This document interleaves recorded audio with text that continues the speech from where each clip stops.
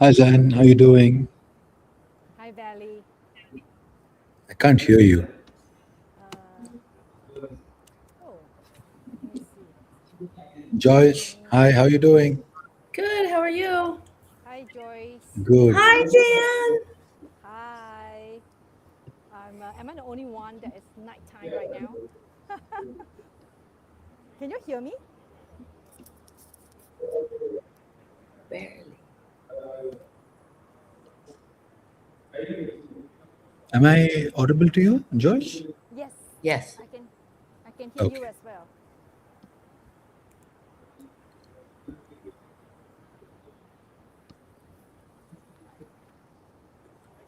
Okay.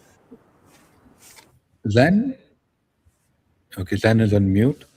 Joyce, how are you doing? And a very good morning. Thank you for waking up so early. Good morning. Yes. It's always refreshing to get up early and get your day started. True, true, true. Uh, Zan, you're on mute. Oh yeah, where are you now, Joyce? We're in San Juan. Are you in San Juan? Yeah, we're all. And how about Valley? Where are you? I am in the UAE. Ah, okay, we are all in different parts of the world. Yes, absolutely. But I'm a bit jealous of you because you are in the most favorite part of the world of mine, the Southeast Asia, and especially Singapore. The food, like I'm not thinking about food, right? I'm thinking about the hawker stalls, and I'm thinking about the amazing flavors out there. Right, and the people, not to mention the people. So, Joyce, people from Singapore perhaps are one of my favorite people because in their vocabulary, you have can, or cannot, right? There is no maybe, let's try, let's figure it out. I think that's the We beauty have of it. And, we have many and version of can. It's like can also, can lah, can try. There's no. The worst we can do is can try. you can You know try. what? You make up a really good point because, Miami and Dubai are sister cities. And Singapore and Cannes, if you think about it, are a bit similar in respects. Cannes, France. Maybe. Maybe. I'm thinking temperature, of course, right? Maybe not How, spirit. Huh? However, for all our viewers out there, whenever somebody comes from Singapore, I remind them to go to YouTube after this and watch the speech by Lee Kuan Yew when he is addressing the the strike of Singapore Airlines. I think that is by far one of the best speeches by a head of state that's ever been, spoken. I think that's beautiful, with strength, with direction, and everything possible. Have you seen that, Joyce? Have you ever got a chance to see that? I have not. Can you drop us a link when you sit there and post this later? Yes, I will. I will drop the link.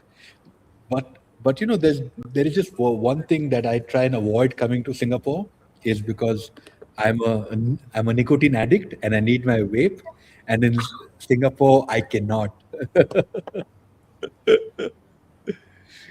Great. Uh, let's talk about all the amazing things that is happening in this space. Zan, a lot of people say Singapore's tight mass rules, especially the recent DTSP restrictions, are basically pushing innovative projects away to places like Dubai. Do you think it is quality over quantity approach is actually holding Asia back, or is it the only way to build in real institution trust? What do you think of, Right, of right, that? right. I think I think a lot of times people start focusing on certain rules or regulations that MAS came out with, certain restrictions or certain enhancements. But I think a lot of people mm, don't they forgot that MES, after all, their KPI, their main KPI is to really maintain the trust and the reputation of Singapore as a key financial center. So okay, so one thing that a lot of people didn't realize, when I first launched my startup, the Bitcoin ATM in 2014, I actually received a phone call. I don't know, somehow the MES, got my number and then started to, they were quite fast on it, because at that time, my website was called bitcoinatm.com, right? I think bitcoin.xg, and they, sorry about that, about traffic. So they actually called me and said, Zen, we got that you have this Bitcoin vending machine, but your website is called ATM. Are you all right in, not mentioning it as ATM, because it is actually not ATM at that time. Subsequently, it was. And then they said, you change, and you are welcome to launch your ATM vending machine, but just once you remove the word ATM, then you will be not under our purview. I think a few things I wanted to share why that happened. Number one, they were really fast. When I announced it, within 24 hours, I got the call, right? So they know what's going on. And they were actually surprisingly positive about the whole development. Obviously, the main thing is to protect the retailer, and to protect Singapore reputation as a finance. So they a lot of times they are into protection, and technically innovation is second. Yeah. So if you look at what's Interesting. going on, however, if you were to compare what is happening on the regulation on the Hong Kong side and the Singapore side, Singapore regulation is a lot more prescriptive, meaning that they spell out what is it. If there is kind of a range, they will tell you how do we interpret that. They leave little room for interpretation, different from Hong Kong, from what I understand. A lot of times, of course, we do see a lot of regulation coming out from Hong Kong side, catching up with Singapore. But if you look into the guidance, and Singapore actually give a lot more guidance in how you come up with this position, or how you want to do reporting. If it's some enforcement, how are they going to how are they going to do reporting, and what the conversation, and they give example and a few situations, and how this how this cannot be done. So what I'm trying to drive at is they're actually doing a lot in terms of how to enhance the development of the whole bigger industry. Another example is when I was the board member of the Assessed Crypto Association. So we do have conversation, and that was very early on in 2015. We have monthly chat about how we can do self-governance in the industry, and how we can move forward. That means that, again, focus on making sure that whatever they come out with, any regulation, the grassroots industry could do it. So they are not just, come out with something, but even if you can't do it, or it's not possible, then it's as good as no regulation at all. So they want to make sure that whatever they come up with, we could do it, and with a bigger picture of enhancing the whole industry. And of course, because of a few incidents that, of course, we know that a few debacle in the AML space the last few years in Singapore. So I think they are putting a little bit more resources in making sure that similar debacle or situation won't happen in Singapore again. So I have to say, recently they might go a little bit too much in protection, and I think that's why, rather than going down into individual, why did the Singapore government come with this, it's really to make sure that we are going for the marathon, and it's not. And if you realize, very very rarely they have band-aid kind of regulation coming out, except that, of course, that time, 4 or 5 years ago, where they banned advertisement, and at that time they also banned Bitcoin ATM, which, of course, there were a lot of controversy in terms of in the industry. Why did Singapore do that, and why are they taking such a long time in giving some of the crypto licenses, right? But however, having said that, I think Singapore at this moment of time is doing a pretty decent job, right, in terms of except that I think recently there was some reactive regulation to what's happening on the ground, and you can't blame them You for it. know, I think the way Singapore has built itself, right, from being the world's largest slum to being this fantastic hub for institutional investors, it is mind blowing. So of course, the regulators are working in the direction, but then, I personally feel that for a few startups, compliance, because when a when somebody is starting up, right? They're not just looking at the compliance; they are looking everything as a whole, and compliance is basically a very small structure of their business, right? Uh, when they're starting off, so perhaps we see a lot of exchanges kind of moving out from there, and the way uh, the rules are you know moving. But I hope that in the near future we have clarity, and we know which direction that we need to move on.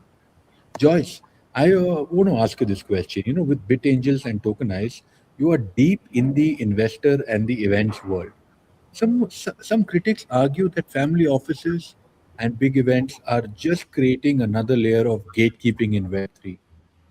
Is this industry becoming too elitist, or it's do you think it is necessary? Because I remember us having a conversation after uh, Miami CoinDesk,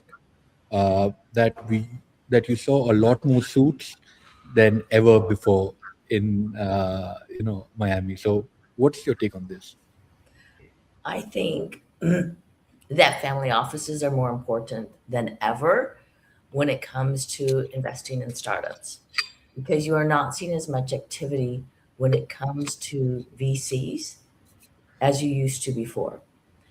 And the advantage for startups is that family offices typically have a longer horizon than VCs because VCs usually think 10 years, right? 10 years, you raise the funds, you find somebody to invest in, and then you get it sold. Okay. We've been looking at family offices have a longer term horizon because they're thinking typically generational wealth. I was reading something from Vineet Budke, and they were talking about the sovereign funds. Sovereign funds are looking at 20-year horizons. Now, granted, for startups, usually those are larger companies like SpaceX and OpenAI. If you're looking at sovereign funds or something very, very safe, they're not typically in the startup arena. Family offices, the one rule they have is don't lose money. Okay.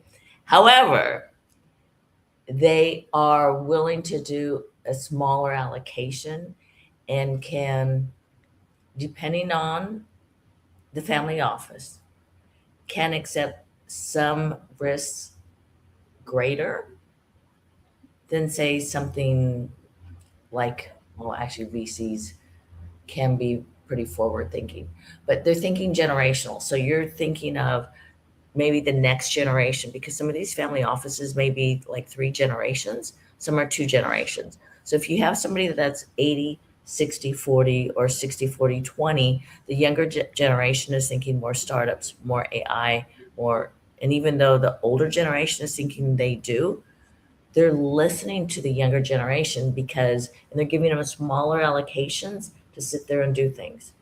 And so in a way, it's so much more fun. And I think it's actually more accessible to find the family offices than it is to find the VCs unless they're large VC.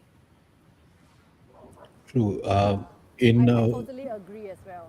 I agree on the time zone because of the time horizon is longer, which also in a way willing to try out.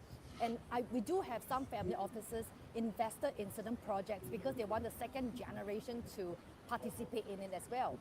So I think with that, that's another angle that you don't see from institutional investor. Zan, your company and you work with a lot of different family offices. What are their um, thoughts, strategies when it comes to investing in startups? So it depends on who is taking care of the allocation. Because right now, what we are seeing is we do have the family offices allocating a smaller portion for their second generation. It could be their interest, it could be the area of expertise as well for the second gen to earmark that piece to either do in AI or private equity piece or the digital assets. So I think again it comes from who is making that decision. Hmm. Yeah. So and with that you have different perspectives. So we do have we and the other thing that which I mentioned several times before, a lot of people assume that the second gen or the third gen will be more open to technology, which is not often the case in Asia. Why? Because a lot of family offices are still very young. The person, the entrepreneur that makes the money, the first gen, is still running the show, right? And a lot of times, the second and third gen do have a responsibility of not losing the capital, which means that sometimes their risk appetite may not be as high as the first gen, which could be in their 70s. So I have involved in conversation where I was talking about the blockchain technology, and I have the first gen say, great, let's see how much we will allocate into the, let's say, a liquid fund, whereas the second gen wasn't sure about whether we should go ahead. So I think these are the few dynamics of Asian family offices versus family offices in Europe and US.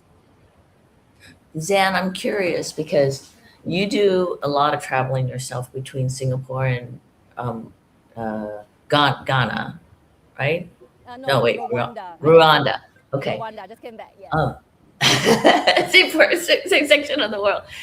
And you do a lot of traveling and you work with a lot of family offices. Do you find that what they focus on is different, say, from Singapore to Hong Kong to other parts of the world? I think one thing that I mentioned, because a lot of family offices are still in the first, second gen, like first gen trying to transfer um, the wealth to the second gen or the third gen. And whereas when I was participating in the family offices events in Europe, a lot of them are much older family offices, and they are talking about not even 60-40, it was 80-20, 80% fixed income, right? And they leave, um, so their main investment strategy was really not to lose money, rather than allocating the piece of allocation into alternative is much lower if we were to compare the two regions. And of course, a lot of source of wealth within Asia, that those that I have met are also technology source of wealth as well, which makes them more open into reallocating into technology space. Yeah, and also because of higher either awareness of knowledge or expertise in that space as well, and their network. Not to mention that I think in recent years, a lot of um, more compared to, of course, 5 to 10 years ago, you have more access to deep tech project in Asia compared to like 5, 10 years ago. And I think also when we are looking at AI and the overlap AI and crypto, I think we talked about that when we were in Vegas in tokenized, right? I think some of because of the market situation right now, it gives us some space as well to evaluate some of the building that's still happening.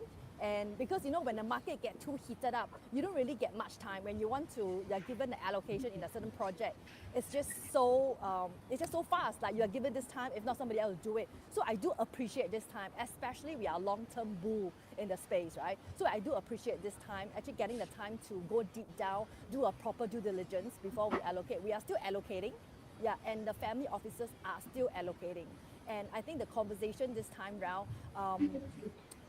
I love the fact that a lot of them are finally not in their first cycle, they are in their second cycle as well, right? So yeah, so I appreciate that. So we don't have I will call it hot capital coming in and leaving the space. So the allocation still stay, and some of the family officers actually double down. Some of them did double down during this time. Yeah. You know, I actually, my first conversation with a family office was, I think, about just after COVID. And what they told me kind of blew my mind because I was just curious to find out, what is their focus on. And they said that our focus is on not making money. Our focus is on making sure the value of the money is not lowered with the inflation. And I actually couldn't understand that for a bit because I've been, with the VCs, and VCs are always looking at making a massive profit, 10x, 100x, but that is not their objective. They just want to maintain their wealth. Thus, they invest in interesting projects or interesting infrastructure. But, I want to ask this question to both of you, that are family offices willing to take the risk on tokens, or they want to play safe and they just want to look at either Bitcoin or maybe RWA right now. What is your experience been? We'll start with Joyce. I'm just going to say it depends on the family office and their risk appetite, right? And I think we that lost. makes Yeah, all the difference in the world because if this is okay, if this is their first season for Bitcoin or first cycle, they're more like, yes, crypto casino, yellow, right? But that's not typically a family office mentality, right? Unless they're really a younger generation and they're just thinking of this as um, they're, as I've seen people do this, it's almost like their entertainment money, right? That they aren't planning to do anything. They're just hoping to make something and it doesn't make any difference. That's not typically what you find though in family offices. And okay, so I'm losing my train of thought. I'm looking at it because, it really depends on who you're talking about and what values they were brought up with more than anything. Right, Zan? Yeah. Agreed. Because It's on some of these larger multi generation family offices, their younger generation that is investing is in many ways risk averse and they're more thinking about impact. Okay. If it is their second cycle, they are much wiser because they've seen it before and they've listened to other people. Whereas the first cycle, it seems to be they're like, oh, Bitcoin to the moon, whatever, to the moon, right? And then all of a sudden they're going, wait, it got wrecked. I thought this cycle was different. And then they start listening more. And then the first cycle, I think they go through it and they're going, oh my gosh, they're listening to people. It's the end of the world. Bitcoin's going to zero, right? And then they're like, I can't do anything. I need to sell everything. This is very retail. And then all of a sudden it comes back and they're going, oh man, I should have bought that, right? That was the time to buy. I could have like doubled or tripled my money. And so I think a lot of it has to be with where they are in the cycle, who they listen to, and how much research they're doing. But that applies to whatever they're investing in, whether it's in, right, whether it's crypto, real world assets, whatever you're looking at.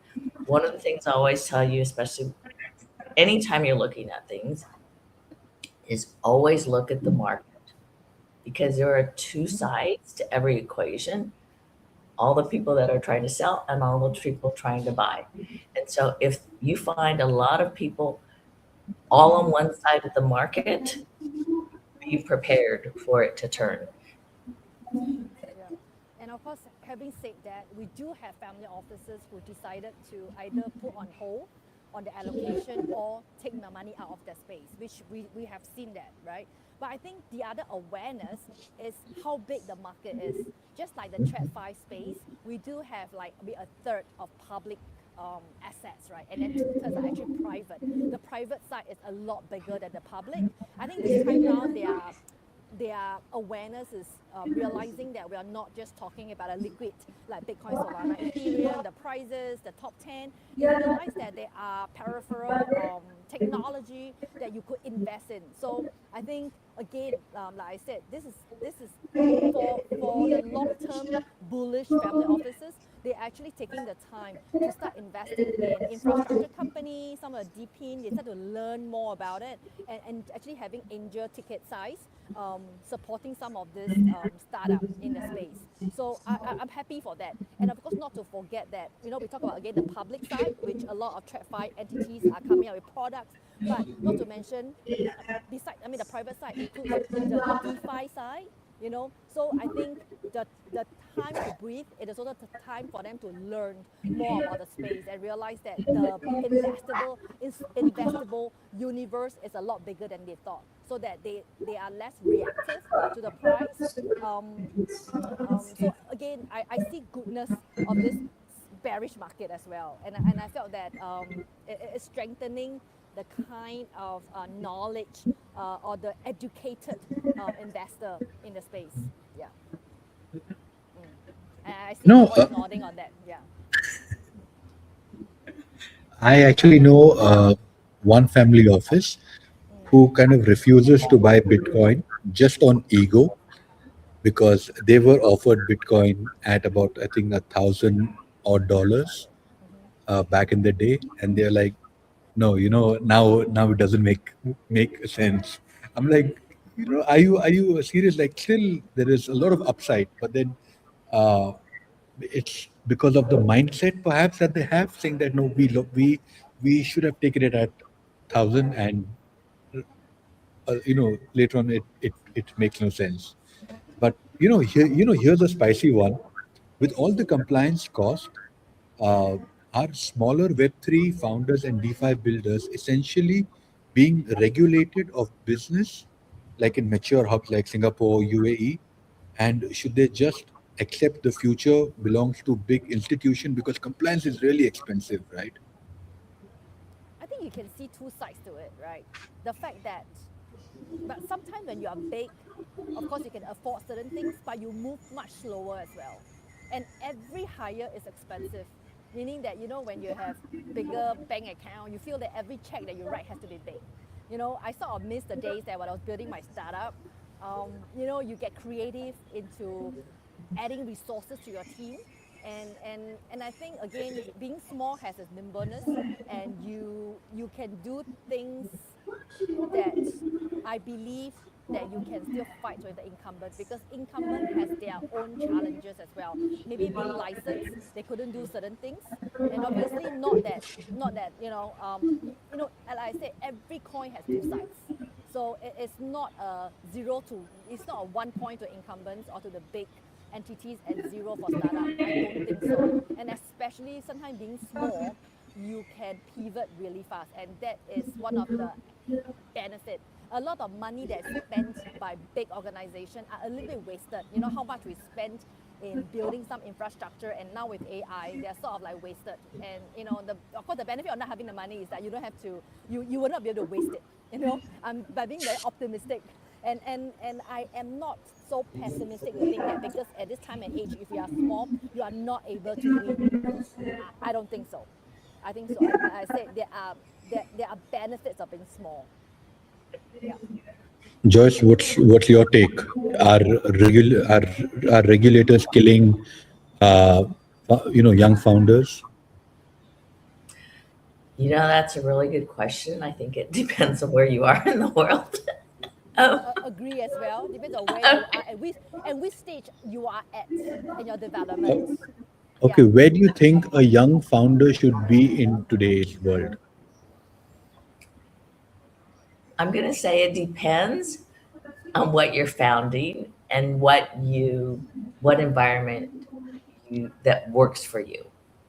Say, Okay. say for example, an RWA founder. Where do you think he or she should start?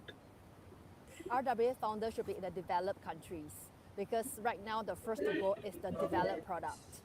Whereas for founders who have already found a problem, they have to be close to the problem and close to the market. Yes. If you haven't found a problem, find a place to stay as cheap as possible so that you can stretch your dollar. So it depends on whether what kind of topic that you are really building on, and if you whether have found your problem to cling on. Like I said, go near your problem. If no problem, find a place that can stretch a dollar. To sum it up.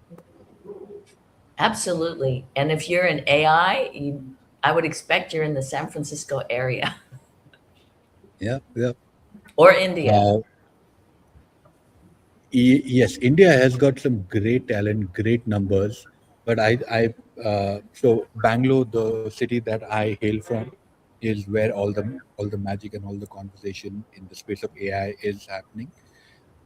We had Y Combinator come in like 2 months ago to Bangalore, I p- but the thing with India is again the regulations, right? Not just in terms of Web3, uh, but even in terms of AI, we're still seeing the regulation being worked upon. But yeah, SF, everybody is running around with their laptops half open because their AI agents are in action. I think what's Well, great and about SF. what's great about SF is besides the energy is that I think the place that you could maximize your chance of having a very diverse team. I cannot overemphasize enough on having a very diverse team so that you can have different perspective of the problem you're solving, and then you have different perspective what kind of resources you can bring to your team. Yeah, I have seen so many co-founders agreeing with each other and then totally miss out on a big blind spot. It could be a blind spot of markets, or it could be a blind spot for getting resources. And I think that is very key to survival and thriving. I But totally agree with Zen, you. go ahead, go ahead. No, I was going to say energy is everything because there's certain areas that, as I'm going to just say, as a startup, make all the difference. I'm going to say I graduated from Y Combinator earlier, but I did not understand the process. I lived in LA. I'm like, why do I have to move up to San Francisco? I can just do it. I'm like, I don't want to do that. Right. And I opted out. But what I didn't understand was being in that environment, even though you only had to be there for a meeting once a week. It's the impromptu meetings that come up by being in that environment, being around all those people, right? Which is why if you're going to be in AI, they've talked about the window between San Francisco and India, where they learn, they meet people, they go back to work, right? Same thing in some other areas. It's like you need to be where the people are because even if you don't stay there, the knowledge base of how you advance and how you grow can make a huge impact on how you develop it. Absolutely, because uh, by the way, I think closest to SF now is near Singapore, what Balaji has done at Network School. I actually wanted to be at Network School this summer in the UAE, but I unfortunately I couldn't. But I'm really looking forward to be there in the next coming months. Wait, I have a question. Network school is going to be in the UAE? No, no, no. In Malaysia. Okay, Yeah. that So is I wanted to ditch the summer in the UAE and go to Malaysia. that is phenomenal. They do have programs. I know of two families that went to network school, not just the parent, but the whole family went. And it is phenomenal. It is such an experience to go ahead and be there and just be in the environment and see how they focus because it's all focused on building and creating. And the part that I thought was interesting is that not everybody there is there to build and create. There are people that come through because they just like the environment and they're digital nomads. Which to me, I was like, really? It's just not all creators and startups. But Also it's a for phenomenal yeah. place. And it's not that Also far from Singapore. not far at all. And in fact, Forest City has got some very great visa options also for people who want to stay there for longer. They have some very good nomad options, and family offices also can get 10 can get a 10-year visa.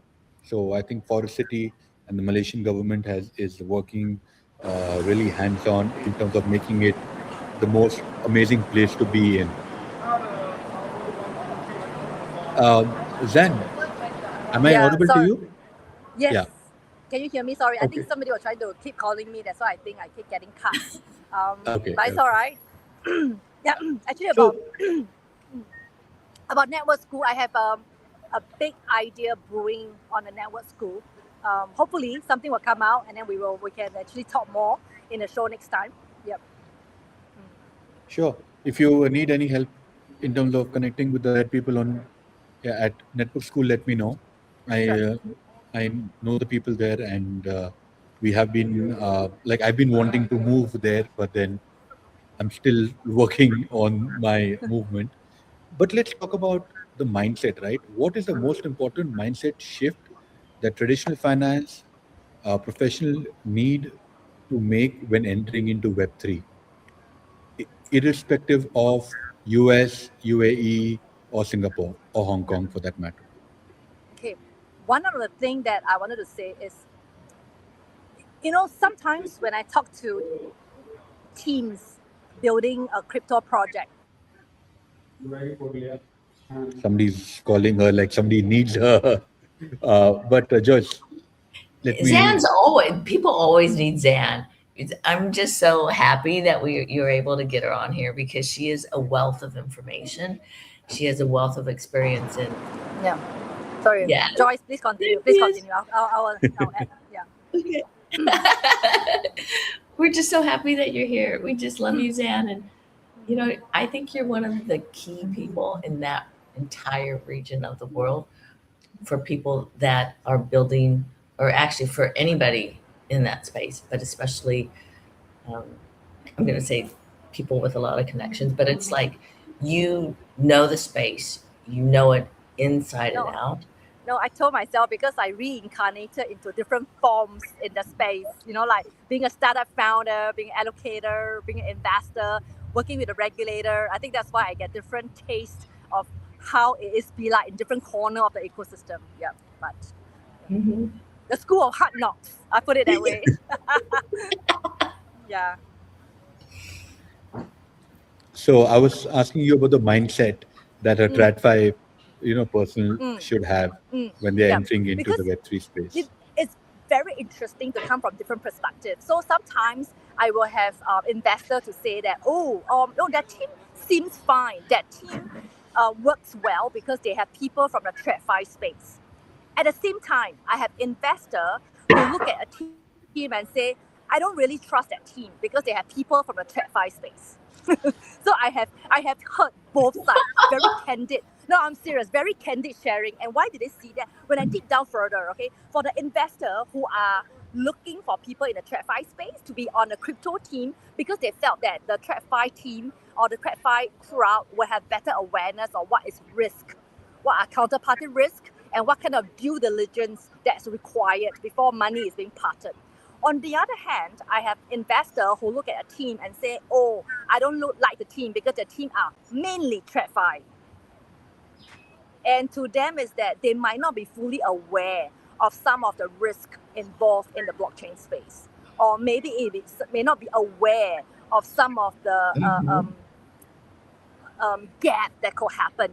So I think both of them are right, in that sense that there are TradFi people who dive into space because let's say for example, they have been trading Forex for 30 years and they feel that, that makes me qualified to trade liquid assets in the digital space, right? They may be right, they may be wrong. But sometimes I think the biggest mindset is to put aside what you have learned in TradFi and starting from zero knowledge. And obviously, whatever you have done in TradFi is not wasted. But that cannot be the pedestal that you're stepping on when you dive into the digital asset space. So I would say having a zero knowledge, meaning that you are learning from scratch, but at the same time, whatever you build in a TradFi may or may not contribute to what you're doing going forward.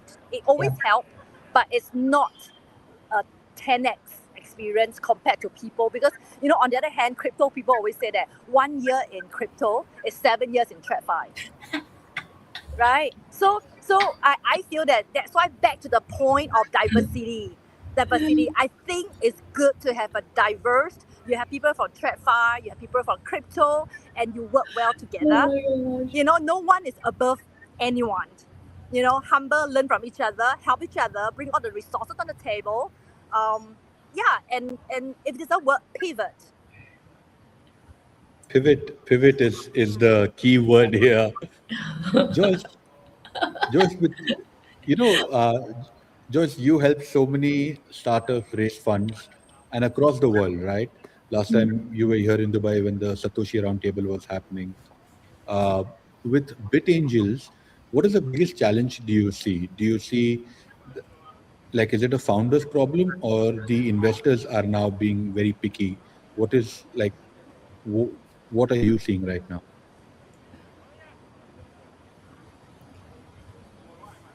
The startups have to be aware that this is a different market because with AI, and people can see all over the news that you can create a company overnight. Okay. That one person that can create a million or can create a company that can yield $100 million in 6 months, right? Or plus. So part of it is, if you're a startup, you can't sit there and say, we need $1 million for what? To get our tech stack in order. It's like all of those cycles are collapsing. And it's just like, when we are looking at these startups, you're like, yeah, you need to do that, but how are you bootstrapping? And are you generating revenue right now? It's not like we're going to fund you for, whatever, 1 million, 2 million, whatever, so you can get your tech right. It's like the tools are out there and you got to be able to create cash flow before you're even talking to some of, you know what I mean, about these other things. And it's like, if you can't do that, and why should we consider investing in you? Because you want to make certain, and it's like, I remember hearing this on Shark Tank a long time ago. They may look at the idea, but what they're investing in, they're investing in the founder. Can that founder pivot? Right? Because Zen, how many times do startups end up pivoting? They pivot until they get it right. And then they continue pivoting, right? Along the process. And it's that there's new rules. It's like, right? Yes, and I always say that sometimes on the flip side, if you're not pivoting, if you're not resourceful enough, you better make sure you're not resilient. It's better to be, if you're not resourceful enough, it's better off to be non-resilient. Being resilient, but yet not being resourceful is a bad idea. Absolutely. Yeah. I just want to emphasize that. Pivot. Yeah. But it's like, it's such an exciting time right now because they can get it done faster than ever, right? Yes. And the POC is much faster, because before that you had to spend more time and more resources for your first POC. Right now you can do your POC really fast. Mm-hmm. Yeah, Absolutely. get it done. Try it. If not, and if it works, result come fast as well. So I agree, it's very exciting, and everybody should be doing better. But with that, knowing that everyone else, your competitor, are doing better as well. So you better have that little edge, be on your toes. Well, and part of it is, what is your moat? It's always been the case, but knowing, okay, as an investor, if you know that startups can create it that fast, okay, why should you invest in one company versus another? It's like, it goes back to the old stages. It's like, how much is that startup, or how much is that founder giving to it? Are they living and breathing it like 24 hours a day, or is it a hobby to them? Right? Because if you're going to invest in them, you want to know that they are totally in. They are committed, whatever it takes. Absolutely. I want to ask you guys that in today's world, where is the maximum traction, funding, or revenue, specifically in the space of Web3? Or where should a founder pursue, uh, or where's the biggest market right now? Where is the biggest source of investor? I'm saying for a founder, what do you think, in which direction he or she should pursue uh, in terms of getting the maximum traction, getting maximum funding, and getting maximum revenue?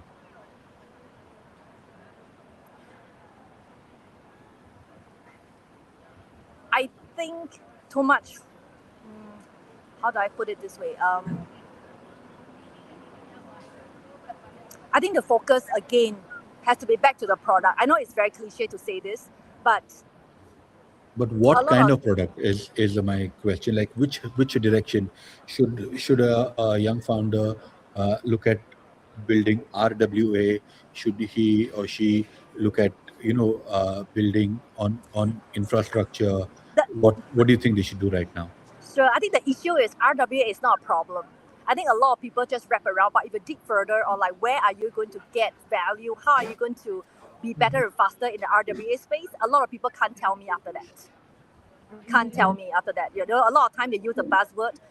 Okay, I feel that whatever you are doing now, like, whatever you're doing now, you have to show me a way that you're using AI to embed it in that. Like I said, it doesn't matter. You can be in e-commerce, you can be manufacturing, you can be in blockchain. But it has to be, how do I call it? I have this word for it in the past. That means firstly you have to think about how is it going to be decentralized? How are you using AI, and how are you going to share the rewards? Because a lot of times, if you are doing something very profitable and doing something that in a way too profitable, I worry. Because if it's too profitable, when you think about it, people, that means that either you have blind spot that you have not seen, or someone using AI is going to copy, and your moat is actually very thin. Does it make sense? Meaning that, okay, let me put it in simpler terms. That means, okay, firstly, you have to think about how, okay, to keep it short, you have to use AI to make sure that when you're doing your POC, your first prototype, and when you are exploring the market, the problem solving, that needs to be embedded. And how are you sharing your profit into the team they're building? Because I also have seen good business, but somehow it's imploded because the way they treated their building, their employee, or somehow, just to make sure that you, in this very competitive landscape, you need to make sure you treat your team well, pay them fairly, because I think the new generation treat fair so your business model needs to be fair, and how you treat your team needs to be fair. I think besides making sure that you use AI, is it decentralized? Are you using blockchain? Do you using crypto in your business model? To me, that is almost granted. That means that whatever you're doing, you can be doing real estate right now in a TradFi world, but is your wallet, is it blockchain based? Are you airdropping tokens? Actually, all this can be embedded into almost every business model. Yeah, but you must be fast enough to make sure that you are using AI to first find the problem, find the solution, find the right team, and treat them well. Then I think it is a bit generic what you said. Tell me more. Say. I want you to, since you have been dealing with founders and family offices and VCs, where do you think is the traction? Where do you think that they want to put the money? If you I ask know me that. now, okay, sure, I Yeah. can zoom in. I personally really like AI agentic finance. Okay. I like So that space. AI. Okay. And Joyce, what are you seeing right now? Like, what kind of startups are getting the maximum eyeball revenue, funding, all of that? Well, we look at everything in blockchain, but if you don't have AI in it, don't even talk to us. Exactly. Yeah. I mean, yes, we'll try and do it, but it's like you have to be using it somewhere in what you're doing. Correct. I agree. Because if you are not, someone will come and take your lunch. Mm-hmm. Yeah.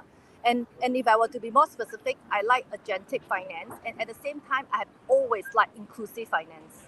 Meaning that, I was just in Africa 3 months ago in the Inclusive FinTech Forum, and I've been saying that cryptocurrency is a season that Africa has been waiting for. And that's why I have been in Africa 3 times the past year, because I do see a lot of opportunity in that space. It might not be so immediate, but I like, again, like I said, agentic finance, inclusive finance, and all these are spaces where a lot could be done. And especially in the past, it is too expensive to actually build a tool. And because inclusive finance has thin margin, but again, right now, this is the space to be in, because it's probably not as crowded. It's a bit blue ocean in certain aspects of agentic finance, especially in the inclusive side. What do you mean by in? Sorry, Joyce, go ahead. And yeah, sorry, Joyce. No, one of the things I want to say, because you're bringing up agentic finance, Yeah, is companies, because of the agentic community, stablecoins, the blockchain is more important than yeah, ever, because yeah. that is how the agentic finance will happen.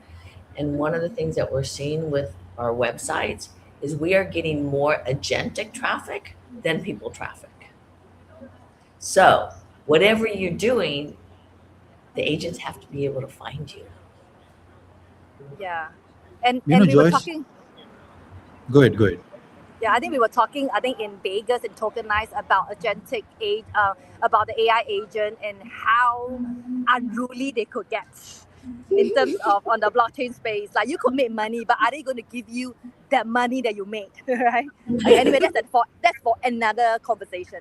Yes, but you're still responsible. Okay.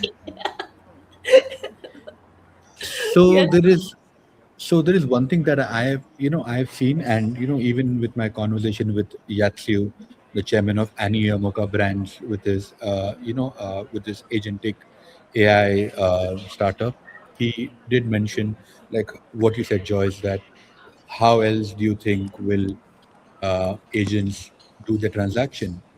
But Visa and OpenAI have just struck a deal where they would be using Visa and not just a crypto wallet, which is like bringing in a billion people who have no idea what crypto or no idea what a Web3 wallet is.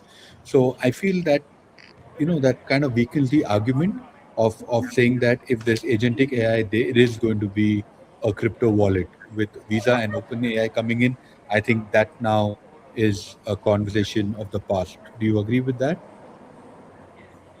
No, because Visa's been in the space for a long time.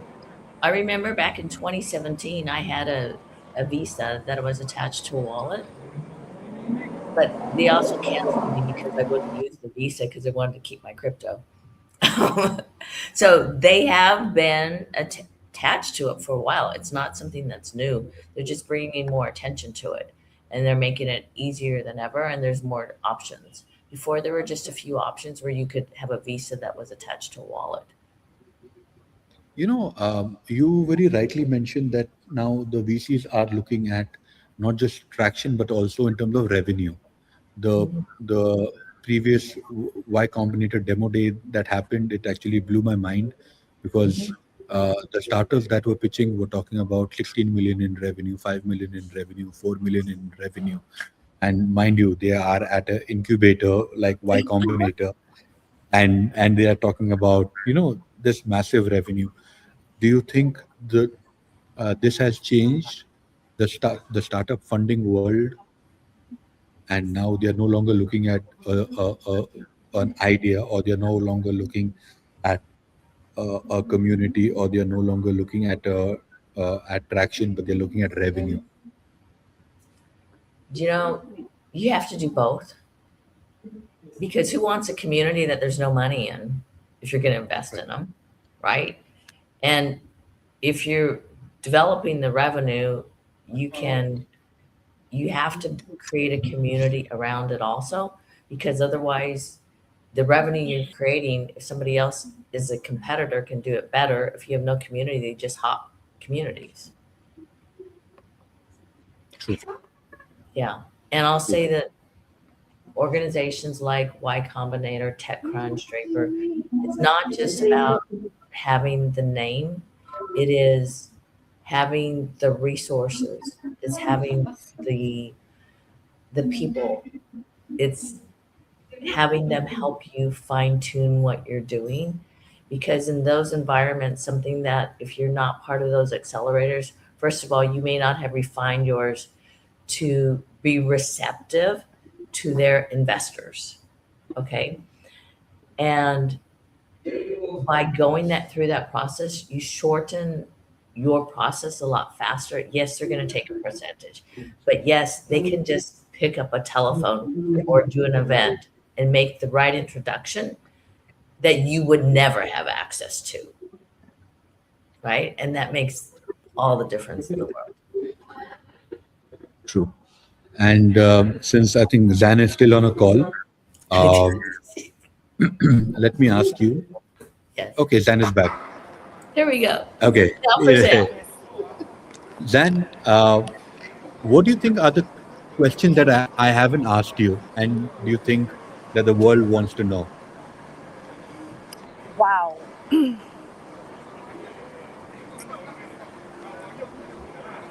I I just feel that most people are too complacent where they are right now. They have no idea what's coming. Um, in a way, on the flip side, I think I mean that has been repeated so many times, right? AI in the leveler. So, but which also means that if you are not in the medium, If you're above the medium, then don't be complacent. But if you're below the medium, be really excited about all the opportunities. Um, so I guess depends on where you are. I don't know. So if you feel that you're above the medium in terms of are you an investor or you are in a incumbent in entity, you are having a job. And I always tell finance people, right, because the whole entire finance industry is a middleman business. It is. So it is pretty scary if you are in it and earning very high either income or revenue in where you are. But because you are in that position, so don't be complacent. Whereas if you're on the other way, you feel that you have very little resources, you're trying to build a startup, you're trying to solve a problem. I feel there is no better time to be optimistic. So either you are, again, so it depends on where you are in the space right now. Um, or so either the takeaway is don't be complacent or be very optimistic about your future. Yeah. Joyce, what is your take? Jump in. Jump in. Go now. It's going fast. And take every opportunity to educate, learn, grow, expand, because there's never been a time like this. And if you don't, it is here anyway. I'm just going to say you are going to be left behind, and you might as well, you know, go out on the farm. Not that there's anything wrong with farms. Farms are massively changing right now, okay? And it is touching every single industry. So wherever you are, just know it's changing. Look for the opportunity. And it's not always can you build a better mousetrap, because in many areas you are building something entirely new. So keep yourself open, keep learning, and just go for it. Mm. Brilliant. For everybody watching this or maybe watching it later, the world is moving at a speed that is, perhaps we have never seen this earlier.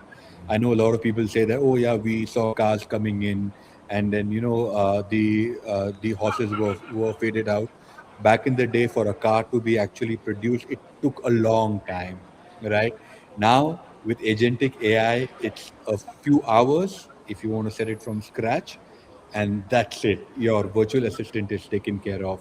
There's so many other your basic business development, your cold calls is taken care of. So whatever you're doing, just remember that your best friend right now is AI. Do Or all the your worst possible. enemy. Or your worst enemy. No, really, I really think they are flip side, like the both side to everything that we talk about.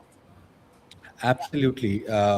In fact, when Sundar Pichai was giving a talk during Stanford University's graduation, a lot of students walked out.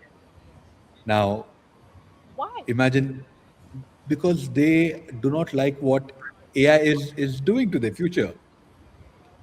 And to protest that, a bunch of students walked out. But I personally feel that nobody gives a damn if you're from Stanford, you're from MIT, or you're a school dropout, because right now it's all about your mindset, and the world is a level playing field. Yeah. Because if you pay $20 to Claude and I pay $20 to Claude, and I'm a college dropout, somebody's from MIT, we perhaps have access to the same resources. It depends on our mindset, on our curiosity, the kind of questions that we could ask, and the kind of work that we could ask it to do. Yeah. So, I think I as think you can also say that like AI amplified determination. If you are determined to do it, AI is here to help. absolutely, absolutely. And my last question, we are almost done, but my last question: how soon do you think we will see 1 person billion-dollar company? Joyce, How soon do we see what one person billion-dollar 1 billion? valuation Oh, company. okay. Wow. That's because if it was 1 million, that's already happened in 6 months, Yeah. because it went like 60, what was it, base 44 had done that. Um, one person, 1 billion. I think 5 years. 5 years. If I were to guess, I mean, I'm just guessing. Okay. Firstly, do we think it's possible? I think it's possible. It So is. 5 years. Yeah, 5 years. You know, I think at least 5, but I'm going to say it's going to be faster than that. Just because things are accelerating and we don't know what's in the future, but I think it can be faster than 5 years, but at least five And years. and which industry do you think we would see this growth? Oh my gosh, you would of course ask that. Agentic finance. Yeah. Wait a minute. What about no, Kelsey?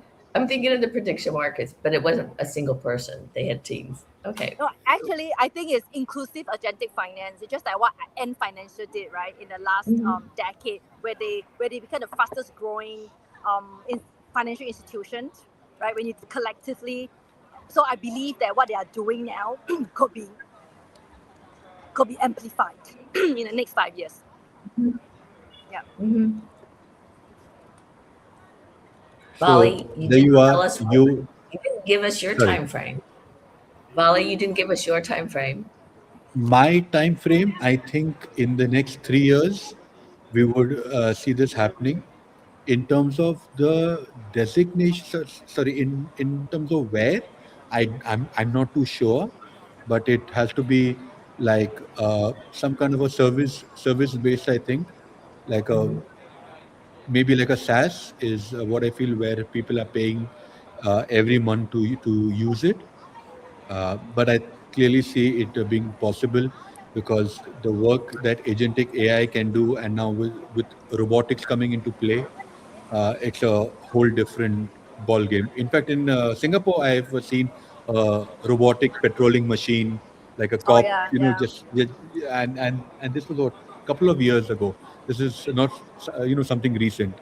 So You, I think it's also possible to like take 3 years to achieve that, but another 3 years to realize that who that is. I don't think it's going to be so obvious.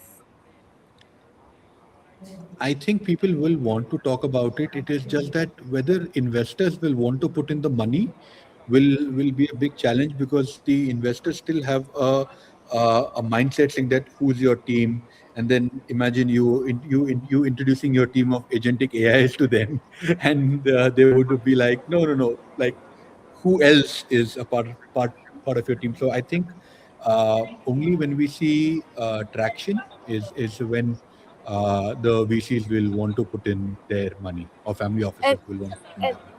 and maybe it's grew so fast that the revenue generating that is so fast and so that VC may not even be invited or be part of the game Mhm. or part of the equation.